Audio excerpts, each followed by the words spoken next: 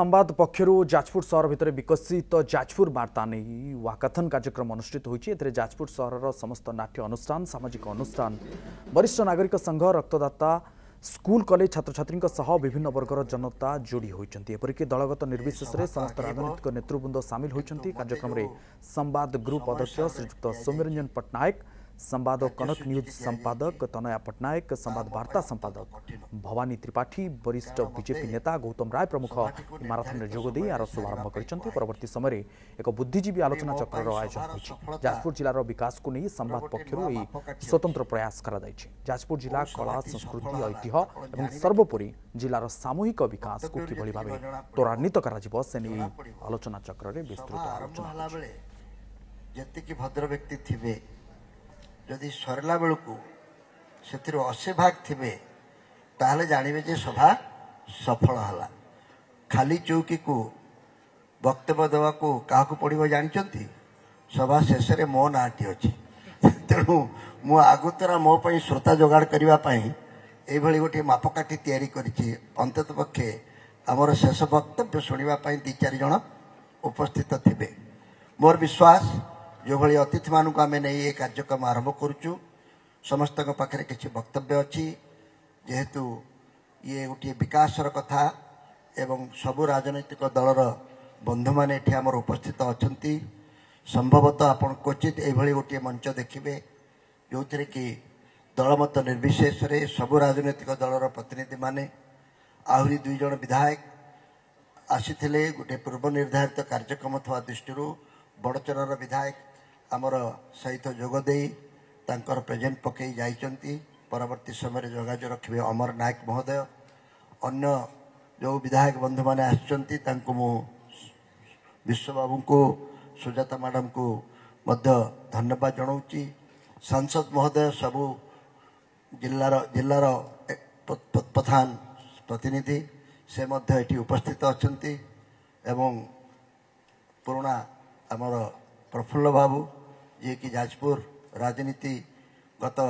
30-40 वर्ष रु अधिक समय धरी जानी बुझुंट एवं तांका समय रे बिरजा को नहीं अनेक जो गंडगोल होता आमर प्रफुल्ल बाबू सहित मोर अनेक संपादक हिसाब से तिक्त मधुर अनुभव रही किंतु ता सत्वे आम समस्ते एकाठी बसी जाजपुर पर आलोचना करने को प्रस्तुत होचे। यहीटा हूँ गोटे विराट बड़ सफलता और मानसिकता। बंधुगण मु आउ अधिक न लंबई ए सभा को निर्धारित समय रे सारिबा 5 मिनिट 6 मिनिट वक्तव्य भितर सबुरी निजास कथा कही आमर वक्तव्य को सीमित रखिबा। प्रथमे आलोचना को आरंभ करने संवादर संपादक तनया पट्टनायक को अनुरोध करुछु।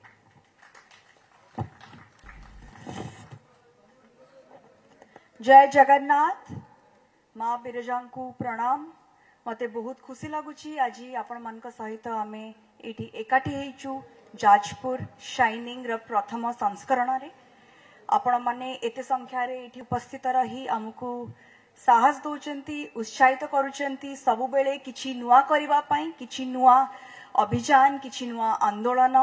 लोकंक सहित जोड़बारे संवाद ग्रुप वर्ष तमाम जेते सबु कार्यक्रम करि आसे ता पछर साहस ता पछर दंभ आपण मानकर भल पाइबा आपण मानकर आशीर्वाद संवाद रेडियो चॉकलेट कनक न्यूज संवाद डिजिटल रक्तदान भाषा ज्ञान ठू आरंभ करी ओडिशार कला संस्कृति भाषा परंपरा ओडियात्व को प्रचार प्रसार करबा पई सबु बेले उद्यम करि आसी एवं आसुथिबो मध्य। भोर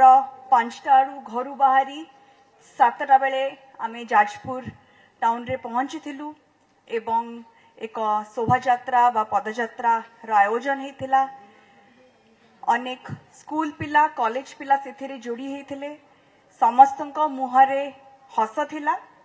एवं सबुठु खुशीर कथा थिला जे समस्तंकर छाती रे संवाद थिला। जो टी शर्ट्स पिंधि थिले समस्तंकर छाती उपरे संवाद लेखा होता मते एमिति मने हैला जेमिति हमर संवाद परिवार जाजपुर रे एक विशाल परिवार समस्तंक मुहरे समस्तंकर ओठरे समस्तंकर छाती रे संवाद मु आशा करूची आपण मानकर भल पाइबा आम सहित एमिति सबु बेले रहिथिबो संवाद आपण मानकर खबर कागज कनक न्यूज आपण मानकर टीवी चैनल मु एठी समस्त को निवेदन करूची कि आपण आपणकर अधिकार रखंतु खबर कागज उपरे टीवी उपरे हमकु मार्गदर्शन करंतु हमकु परामर्श दियंतु हमकु आपणकर प्रतिक्रिया दियंतु कौन भल लागुची आ विशेष करी कौन भल लागु नाही आमे हमर समस्त चेष्टा करूचु आपण मानकर स्वर हवा पई पुनश्च पृथ्वी कार्यक्रम हो बा साहित्य घर विभिन्न कार्यक्रम माध्यम आपण मान स्वर को ओडिशा सह जोड़िबा पई आमे सबु बेले विभिन्न रकम र प्रयास करि आसुछु शेष रे खाली एतिकी कहबी जे जाजपुर विकास पई समस्ते एकाठी हबा एते सहज कथा नुह एकाठी हबा पई अनेक किछि सहिबा को पड़े अनेक किछि कथा को आखि बुझिबा पई पड़िबो किछि कथा को एकानरे पुरे से कानरे बाहर करबा पई पड़िबो सहिष्णु हबा को पड़िबो किंतु सबुठु उपरे होउची जदि जाजपुर को भल पाई एक लक्ष्य को स्थिर करी थरे जदि एकाठी हबारे आमे सक्षम हे जिबु ताले चमत्कार सब बळे घटे विकास तो गोटे जिल्लार विकास गोटे बहुत बड़ कथा एक गुरुत्वपूर्ण कथा किंतु गोटे आपण स्कूल कथा मने पकेबे गोटे भल प्रोजेक्ट गोटे छोट प्रोजेक्ट को भी भल भाबरे एग्जीक्यूट करिबा पई सब बळे गोटे टीम को एकाठी हवा पई पड़े आपण